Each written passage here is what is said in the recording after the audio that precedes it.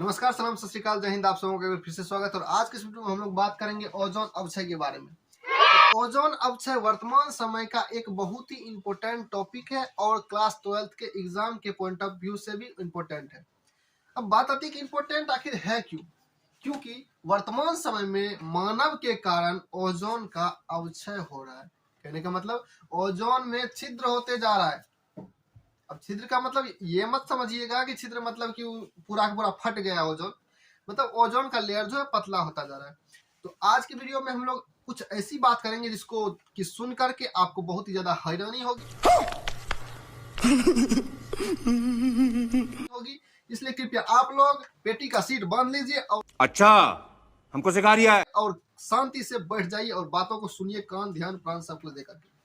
तो बात आता है ओजोन क्या होता है। सबसे पहले तो ये बात आती है कि आखिर ओजोन अवक्षय बोल रहे, ओजोन होता क्या है? तो ओजोन क्या होता है यदि एक शब्द में हम आपको बताएं तो ओजोन एक गैस है। कौन सा गैस? तो ऑक्सीजन जब एक ऑक्सीजन से यानी O2 जब एक नेक्ड ऑक्सीजन परमाणु से मिल जाता है तो ये O3 का निर्माण करता है। किसका निर्माण करता है? O3 का निर्माण करता है। यही ओजोन कहलाता है। और ओजोन परत क्या होता है? सबसे पहले तो ओजोन अवक्षय को समझने से पहले ओजोन को परत को समझना जरूरी है। तो ओजोन परत क्या होता है? तो हमारे वायुमंडल में पहले तो ये जानिए कि हमारे वायुमंडल में कितने परत होते हैं। हमारे वायुमंडल में मान लीजिए सबसे पहले ये हो गया एक पृथ्वी, इसको मान लेते हैं पृथ्वी। अब ये एक लेयर है, इसको कौन सा मंडल बोलेंगे? इसको बोला जाता है क्षोभ मंडल। क्षोभ मंडल इसको बोला जाता है क्षोभ मंडल। अब इसके बाद दूसरा भी एक लेयर है, इसको बोला जाता है समताप मंडल।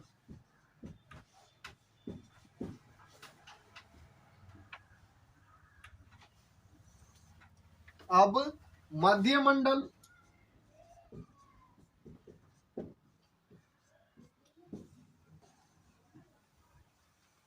ताप मंडल और लास्ट बाह्य मंडल। बाह्य मंडल तो अंतरिक्ष में जो हमारा पृथ्वी है एक गोला के रूप में, उसके ऊपर गैसों का कुछ लेयर होता है, वायुमंडल जिसको हम बोलते हैं सामान्य भाषा में। तो उसका भी कुछ लेयर होता है। कितना लेयर होता है? 5 लेयर में हमारा वायुमंडल बटा हुआ। सबसे नीचे वाला जो लेयर होता है वो होता है क्षोभ मंडल। ये कहां से होता है?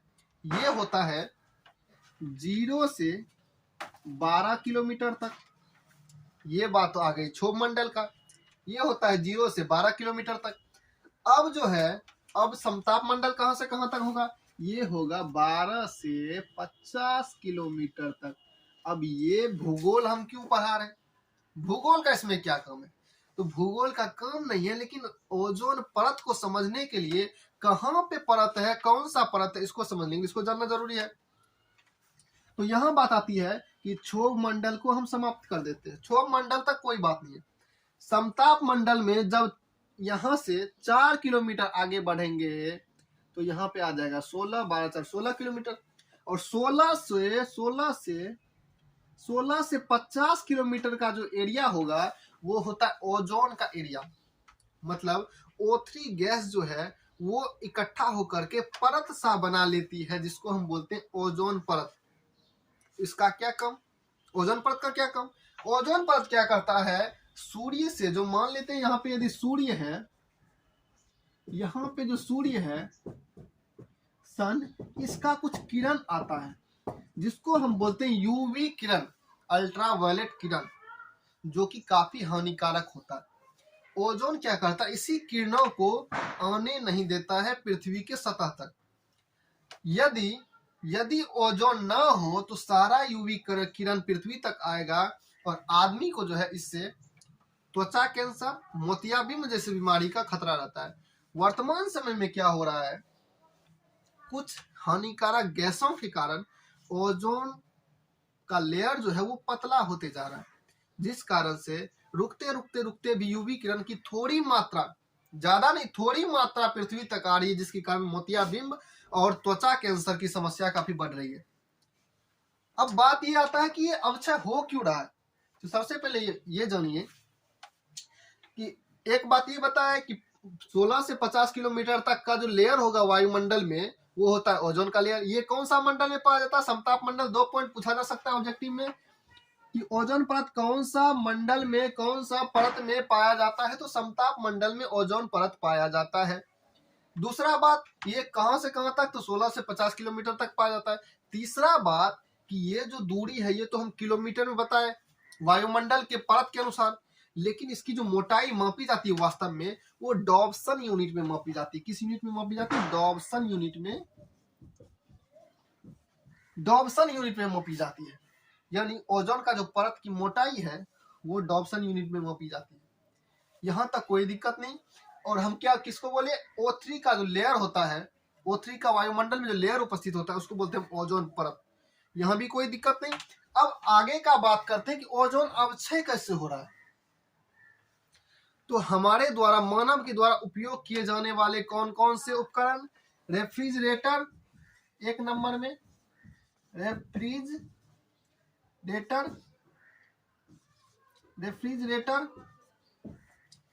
दूसरा एसी।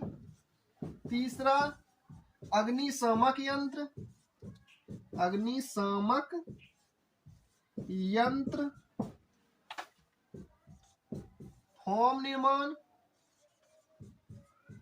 फॉर्म निर्माण।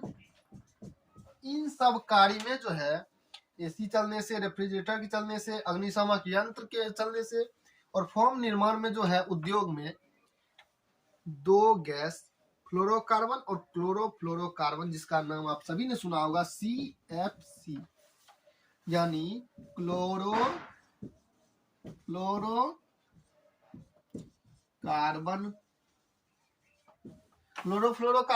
और FC मतलब फ्लोरोकार्बन।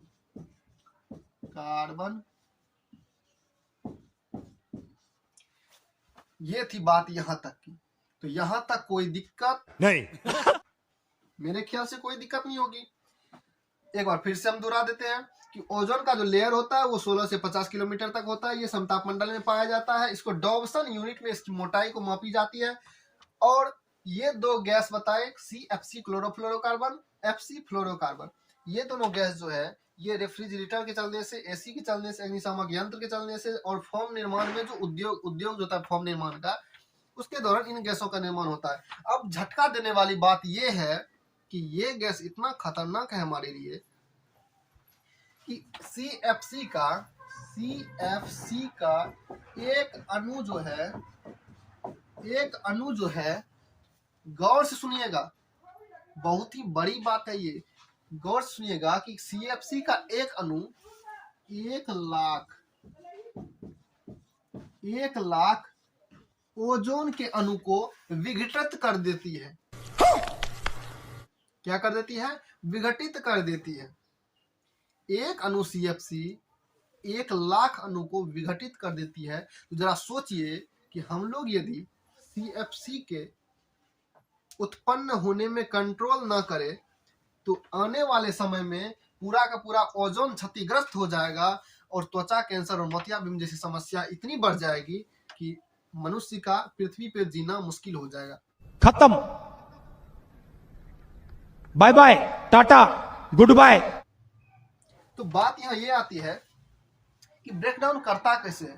तो ये CFC जो गैस है ये क्या करता है? O3 को इसके अवयवी कण में बदल देता है। कौन कौन सा अवयवी कण? O2 नेक्ड ऑक्सीजन, इसमें बदल देता है और जिस कारण से ओजोन की जो लेयर होती है जगह जगह पे पतला हो जाती है। इसको ओजोन परत में छिद्र के नाम से भी जाना जाता है, लेकिन इसका मतलब ये नहीं होता कि ओजोन में छेद नहीं होता। वास्तव में इतना मोटा जो परत है उसमें कहीं कहीं यदि ओजोन का अणु ज्यादा विघटित हो गया तो वहां पे ओजोन का लेयर जो होता है वो पतला हो जाता है। और ओजोन के लेयर के पतला होने से यूवी किरण उतनी मात्रा में नहीं रुक पाती है। कुछ अणु उसका जो है पृथ्वी तक आ जाती है, जिसके कारण वर्तमान समय मोतियाबिंद और त्वचा कैंसर जैसी समस्या काफी बढ़ गई है। तो ये थी आपके ओजोन अवक्षय की बात। आपसे पूछा जा सकता है कि एग्जाम में ओजोन अवक्षय क्या है, तो आप बताएंगे।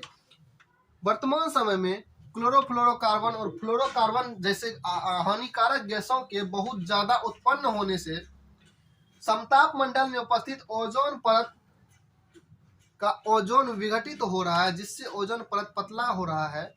इसलिए सूर्य की जो यूवी किरण होती है वो कुछ मात्रा में पृथ्वी तक आ जाती है, जिससे हमें मोतियाबिंद और त्वचा कैंसर जैसी समस्याएं उत्पन्न हो सकती है। इसी को हम बोलते हैं ओजोन अवक्षय।